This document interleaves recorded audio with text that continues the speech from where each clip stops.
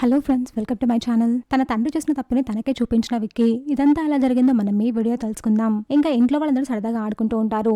ఆ టైంలోనే విక్కీ అలాగే వాళ్ళ నాన్నకి స్కిట్ చేయాలని వస్తుంది.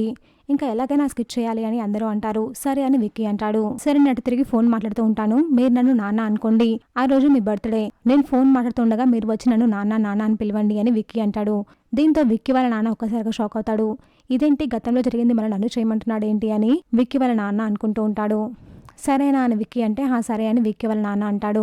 ఇంకా విక్కీ అటు తిరిగి ఫోన్ మాట్లాడుతూ ఉండగా అప్పుడే విక్కీ వాళ్ళ నాన్న వచ్చి నాన్న నాన్న అని పిలుస్తూ ఉంటాడు. ఇంకా విక్కీకి కోపం వచ్చి ఏంటి నాన్న నాన్న అని ఊకే విసిగిస్తున్నావని అక్కడ ఉన్న వాటర్ అతని ముఖంపై కొడతాడు. దీంతో విక్కీ వాళ్ళ నాన్న ఒక్కసారిగా షాక్ అవుతాడు. నేను అర్జెంట్ వర్క్ మీద ఉన్నాను కదా, ఫోన్ మాడుతున్నాను కదా, నాన్న నాన్న ఎందుకు అలా విసిగిస్తున్నావు, నా బుర్ర తింటున్నావని విక్కీ సీరియస్ అవుతాడు. నీ పని నువ్వు చూసుకున్న జోలికి రావద్దు అని విక్కీ వాళ్ళ నాన్న తోసేస్తాడు. అది చూసిన అక్కడ ఉన్న వాళ్ళందరూ షాక్ అవుతారు. ఇంకా విక్కీ వాళ్ళ నాన్న చాలా బాధపడుతూ ఉంటాడు.